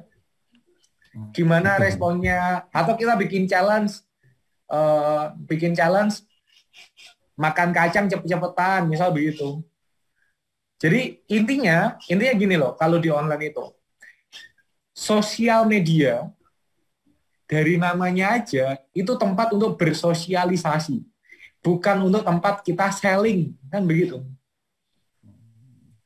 Kenapa kok triknya dan cara-caranya kok malah justru bukan teknik closing, bukan untuk teknik jualan? Kenapa kok saya malah mengarahkan untuk bukan ke teknik diskon ongkir, promo, bla bla bla. Karena apa? 100% ya, mayoritas orang lah. Ketika masuk ke sosial media, ternyata ada orang jualan di sana, apa yang kalian lakukan? Skip, silang, X. Kan begitu? Iya toh ya. Meskipun itu sahabat kita, meskipun itu teman kita, tapi ketika postingan story-nya tentang jualan, promo nih, murmer, diskon kemerdekaan, bla bla bla bla bla. Itu cuma dilewatin tok. Iya toh ya. Iya. Bahkan kita masuk ke Google ya, kita dapat iklan. Iklannya misal Bukalapak atau Shopee wis. Iklan itu teman-teman bakal ngeklik atau kita cari tahu tombol silangnya di mana. Kita cari tahu tombol silangnya di mana loh. Ketika kita dapat iklan, padahal mereka brandnya itu segede Shopee loh mas. Apalagi yang kita itu masih brand kecil, mereka yang segede Shopee dengan brand ambasador Ronaldinho disuruh joget Shopee COD, Cristiano Ronaldo disuruh joget Shopee COD ya. Itu pun ketika kita dapat iklannya Shopee, kita cari tahu tombol silangnya di mana. Misal nih teman-teman masuk ke YouTube. Masuk ke YouTube, kalau YouTube-nya premium, ini yang YouTube-nya biasa. Yang YouTube-nya biasa akan ketika ada iklan, cari tahu tombol skip-nya di mana. Iya atau ya? Padahal mereka bikin iklan untuk bikin channel di YouTube, itu wah luar biasa, miliaran tuh budgetnya. Tapi apa yang kita lakukan sebagai customer adalah nge-skip iklan itu. Cari tombol silangnya di mana, apalagi kita. Maka dari itu, namanya juga ini sosial media, bukan untuk tempat berjualan, alias ini tempat bersosialisasi, kita tempat untuk sharing, bukan tempat untuk saling. Kuncinya dari jualan online adalah interaksi. Makanya ketemu food kan, no interaksi, no transaksi. Artinya kalau teman-teman pengen lebih banyak transaksinya, otomatis jauh lebih besar interaksinya. Kalau teman-teman ternyata transaksinya nipis, saya yakin teman-teman jarang interaksi sama mereka. Iya atau ya? Nah, maka dari itu, mending ajakin mereka yang di offline untuk nge-vlog, bikin konten di sosial media kita, yang endingnya nanti bukan jualan, malahan. Tapi sharing di sana, yang nantinya mereka bahkan akan bukan malah nge-skip iklannya, tapi malah ngelihat kontennya. Dan nanti belinya bisa lewat WA. Begitu mas, itu solusinya. Jadi offline-nya tetap jalan, tapi jalannya 70%. Bahkan tadi ya, seperti yang tim saya bilang, offline kok nggak terlalu laku loh, tapi kok kamu bisa tembus sampai 300 piece. Dan dia bilangnya, aku jualan offline tuh cuma buat konten mas. Kan gokil ya. Ternyata ya, buat makasih banyak. Siap. Tinggal eksekusi ya sebenarnya. Iya, siap. Siap. Begitu ya. Ya mas, makasih banyak mas Bagas. Siap, sama-sama. Satu pertanyaan raise hand lagi. Adakah? Oke, siap. Berarti enggak, atau kayaknya enggak ada pertanyaan yang ada di kolom chat.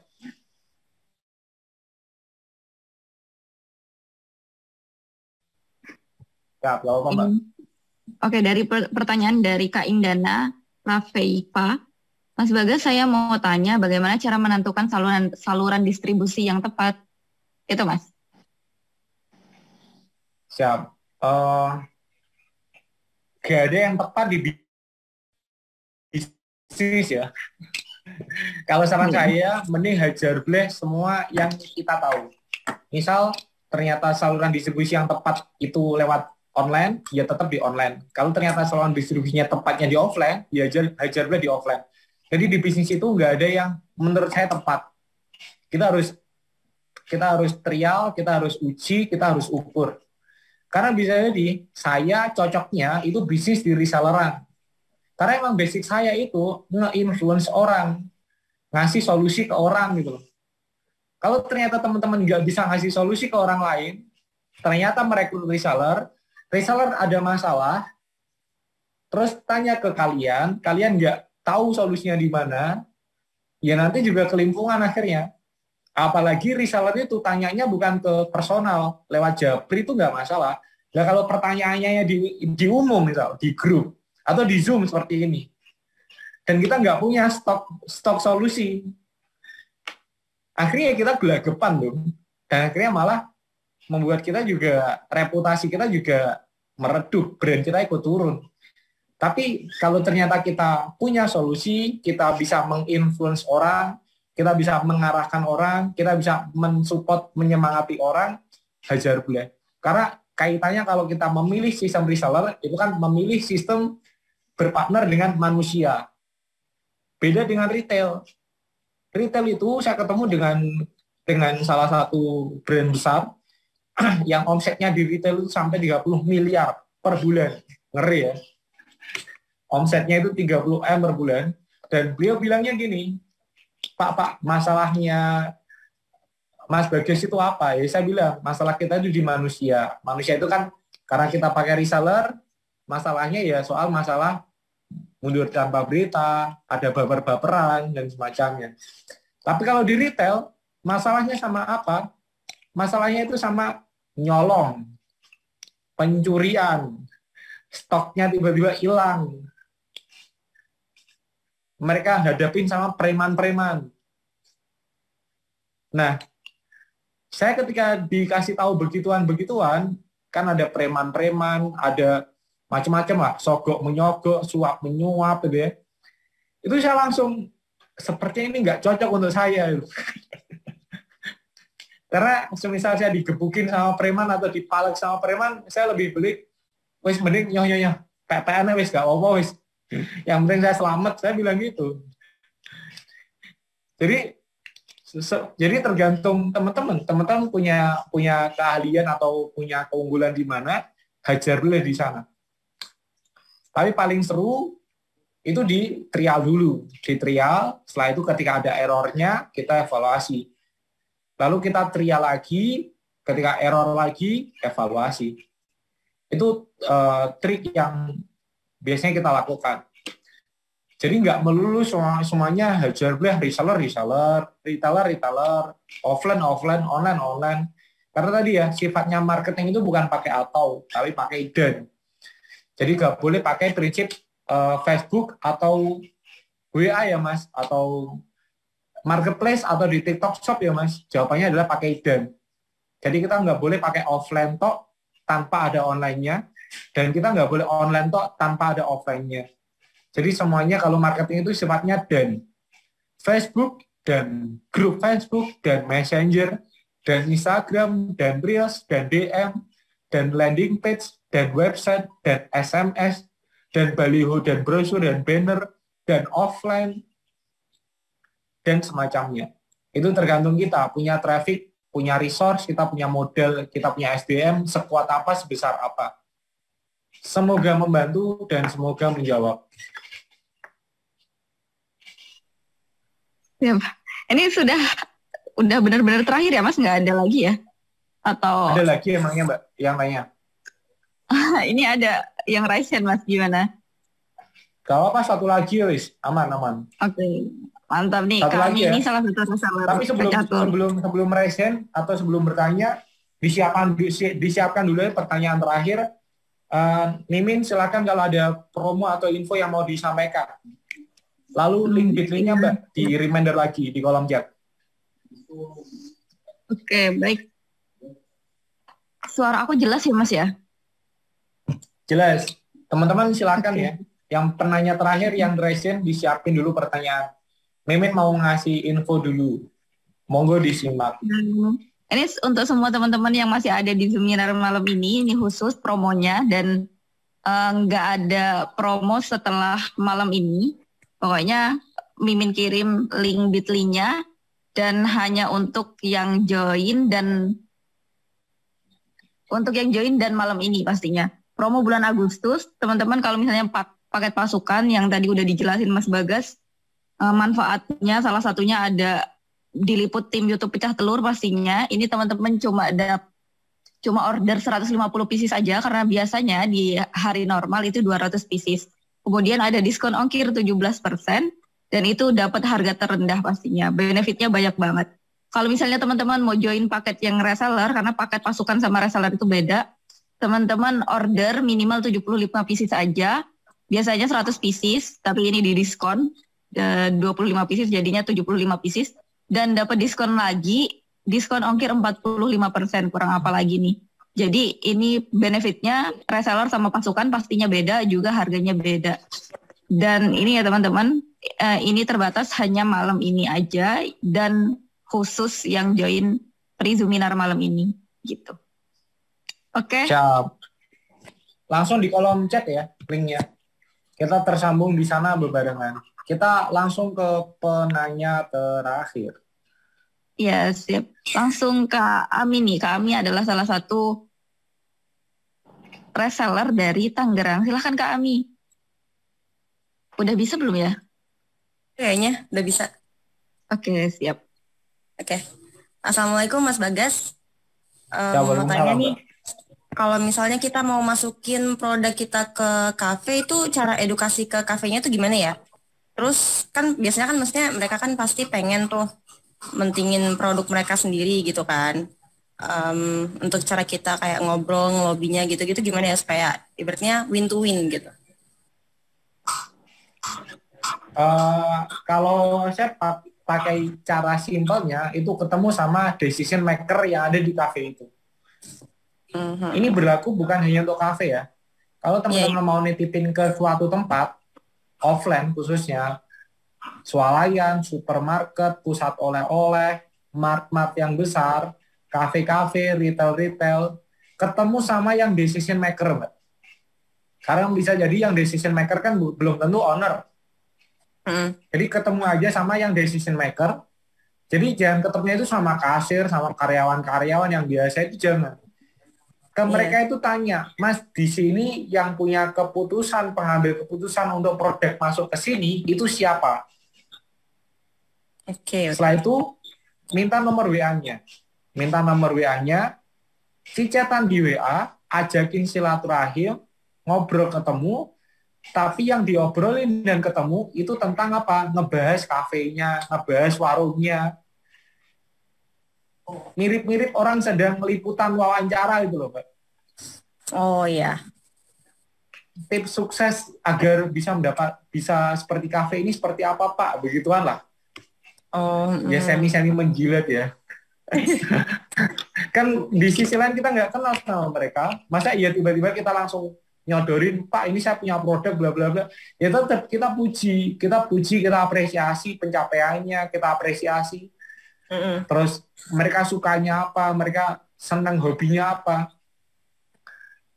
Nah, ini misal ya, saya waktu masuk ke Alfamart, ini Alfamart loh, sekelas Alfamart aja dengan punya sistem yang luar biasa, itu kita bisa tembus pakai jalur privilege ini. Jadi saya ketemu sama yang decision maker Alfamart area Kediri Raya, teruslah itu, kan rumahnya di Malang. Ketika saya ke Malang, itu saya cuma tanya, Pak, kok bisa punya jabatan sepenting ini di Alfamart itu, Bapak dulu seperti apa kinerjanya, kok bisa begini dan begitu. Wah, mereka pasti sombong, Mas. Biasanya itu mereka kan menyombongkan diri tuh. Iya, Mas, saya dulu bla bla bla. Ya, itu kita dengarkan, kita apresiasi, terus wah Masya Allah mantap luar biasa. Terus kegiatan aktivitas Bapak sehari-hari itu apa? Terus ya kalau minggu saya libur itu cuma sepedaan, Mas. Oke, siap sepedaan. Terus lah itu kan kita save-savean kontak tuh. Terus misal peliharaan itu biasanya yang saya tanyakan sih.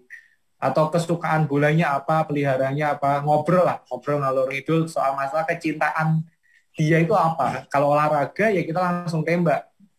Klub gitu bola ya? yang intinya passing lah. Nah itu waktu itu kebetulan beliau itu suka sama ikan koi, namanya Pak Agus. Ini ada di feed Instagram saya, pernah saya posting. Bahkan saya paksa untuk ngisi Zoom sama saya, free, nggak bayar. Dalam kondisi saya belum masuk Alfamart, jadi bisa bayangkan.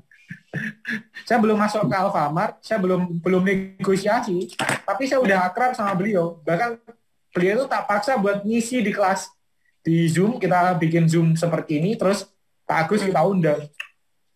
Masya Allah. Menjelaskan soal masalah Alfamart. Nah, waktu itu Pak Agus itu bilang, saya pelihara ikan koi. Terus setelah itu ya saya saklar on-nya cari ikan koi. Ketemu relasi ikan koi dan kodarullah waktu itu ketemu sama tetangga sebelah rumah lah. Beliau sudah almarhum ya, meninggal saat COVID 2021 kemarin. Nah itu beliau punya usaha ikan koi, itu dengan omset ikan koi jualan, itu omsetnya 2 miliar per bulan. Terus saya sambungin tuh ke Pak Agus, Pak saya punya teman namanya Pak Taufik, sekarang udah almarhum. Ini Pak Taufik itu punya usaha ikan koi, nggak cuma sekedar hobi toh, tapi bisa menghasilkan Pak. Wah seneng dong akhirnya. Bisa dong Mas, ajakin saya ke rumahnya dong Mas. Wah mantap. Ini malah yang decision maker-nya Alfamart ke Kediri, mantap kan? Ke tempat saya akhirnya, ke pabrik saya, ke lokasi saya, terus saya ajakin ke ikan koinya, ke teman saya yang almarhum Pak Taufik itu, akhirnya ngobrol. Mereka nggak tahu ya, mereka tukeran ikan koi, saya nggak nyambung, saya nggak paham tentang perkoian. Tapi poinnya adalah, akhirnya mereka itu saling seneng ya, saling suka, saling namanya hobi ketemu hobi kan. Nah, karena saya penjembatan antara mereka, saya diajakin tuh sering kemana-mana. Ke petani koi yang lain, saya diajakin makan dan semacamnya. Intinya saya udah mantap lah, udah kopel lah sama Pak Agus ini. Itu jaraknya sekitar sebulanan. Setelah saya ketemu, akhirnya nyambung. Baru setelah itu beliau ke Kediri lagi, main ke pabrik, main ke lokasi saya, baru saya tanya, Pak, saya boleh nggak Pak, produk saya masuk ke Alfamart? Boleh Mas, nggak apa-apa. Ya mesti dong nggak apa-apa. Mereka sungkan mungkin sama saya. Nah ketika ketemu gak apa, saya bilang gini, ini awal mula ya. Tapi Pak, saya cuma punya legalitas PIRT, halal MUI saya itu nggak punya. Karena waktu itu saya masukkan yang jamur sama usus. Jamur dan usus itu untuk dapat halal MUI-nya itu lumayan ribet. Terus akhirnya apa yang dilakukan Pak Agus? Wes nggak masalah, ikut aja prosedur saya. Langsung aja ke titik-titik yang ada di Alfamart Kediri, masuk aja karena nanti masuk ketika penjualannya baik, nanti kita masukkan ke Alfamart yang lain, legalitasnya menyusul. Saya bilang, legalitas, kerja bilang gini, legalitas tapi diurus ya Mas. Iya Pak, tapi ribet. Saya bilang gitu. Dan akhirnya saya dapat akses untuk halal MUI langsung dari pihak Alfamart. Tapi produksinya ditembusin dulu, biasa. Wes di Indonesia, apalagi kafe, apalagi warung, apalagi swalayan yang belum ada sistem. Tangkap ya poinnya. Alfamart, Indomart kan mereka sudah punya sistem loh. Alias meskipun itu privilege, meskipun itu kemudahan, artinya secara logika tembus ke sana itu sulit. Iya, benar. Tapi ternyata kodarullahnya ya balik lagi ya selama kita masih di Indonesia itu semua masih bisa dimainkan. Itu ternyata bisa masuk. Ya itu balik lagi ya karena kemudahan itu, karena ada sisi privilege. Tapi kan untuk mendapatkan itu kita perlu ikhtiar. Perlu ngajakin ngobrol, ngajakin ngopi, ngajakin sharing sama beliau. Nah itu butuh waktu. Nah hal begituan mending daripada effortnya, karena kan lumayan berat nih effort, mending kita fokus sama kafe-kafe yang sudah langsung banyak Mbak. Jadi ketika tembus 1, kita langsung bisa mensuplai untuk 10 tempat, 20 titik, dan semacamnya. Daripada ngopi, ngajakin orang, ketemu tembus 1 kafe, 1 warung, waduh, biaya ngopinya itu ya sama hasil masuknya itu nggak sesuai dan nggak sebanding. Tapi balik lagi, karena kalau itu buat pengalaman, hal itu ternyata harga yang murah yang kita keluarkan. Karena pengalaman kan nggak ternilai ya, mahal lah. Apalagi nanti ketemu sama owner-owner kafenya. Dan mereka tahu kinerja kita, mereka tahu reputasi kita ketika mereka kerjasama. Itu pasti ada ajakan untuk kerjasama bareng. Iya. Jadi itu hanya patokan. Hanya tadi ya, join di Pecah Telur Snack atau di cemilan brand saya, itu BRI cuma jadi bisa jadi nggak sukses besar di sini, tapi jadi stepping stone, jadi batu pijakan pertama untuk mendapatkan lompatan yang jauh lebih besar. Begitu. Semoga membantu dan menjawab. Iya, pas kita nanya nih ke staff di situ gitu, mau ketemu dong sama decision maker-nya gitu. Terus kalau misalkan mereka tanya mau ngapain, apa kita langsung to the point gitu? Iya, kalau yang karyawan biasa kita to the point nggak masalah sih, Mbak. Oke. Saya waktu masuk ke Alfamart ketemu sama Pak Agus, itu juga gitu. Saya tanya ke kasirnya, Mbak ini kok UMKM ada yang masuk sini, untuk bisa masuk gimana? Saya bilang gitu ke mereka. Oh iya. Tapi kita negosiasinya jangan sama mereka, karena kalau sama mereka pasti ditolak.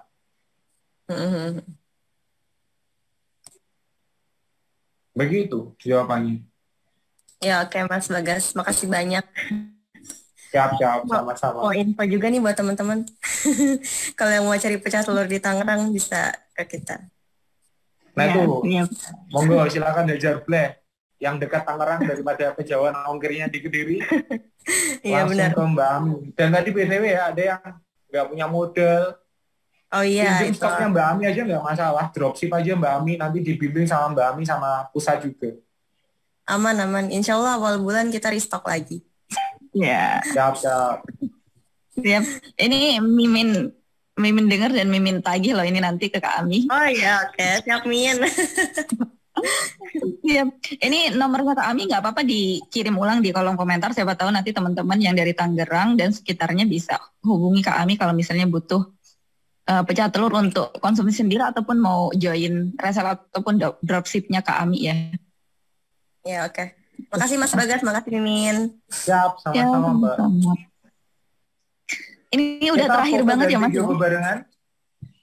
Oh iya, siap. Yuk semainkan. Wah, ternyata tepat ya, 9:30 pas. Iya, lebih satu deh.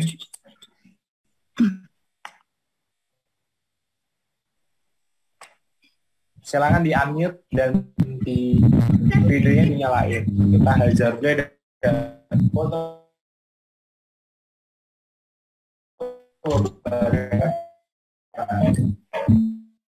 Mbak, nanti Mbak.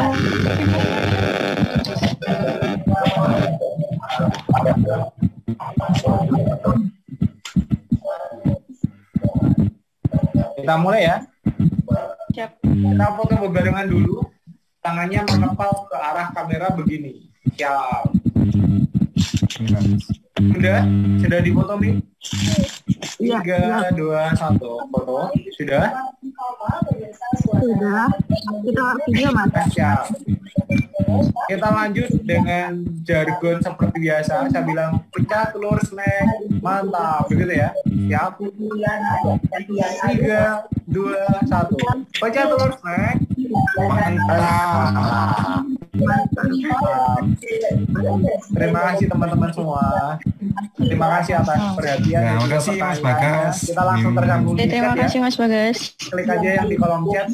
Semoga bisa kita Barakallah, jazakallah. selanjutnya. Terima kasih atas malamnya. Wassalamualaikum warahmatullahi wabarakatuh. Waalaikumsalam.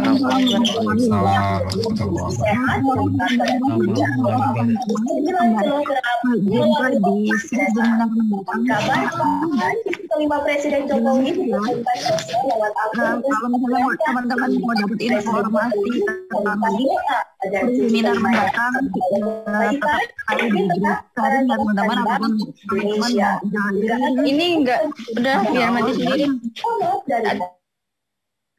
ya ataupun teman-teman mau join dan dibina ataupun mau ikutan mentoring pecah telur teman-teman silahkan langsung klik link yang Mimin kirim lewat promo. Terima kasih teman-teman semuanya. Wassalamualaikum warahmatullahi wabarakatuh.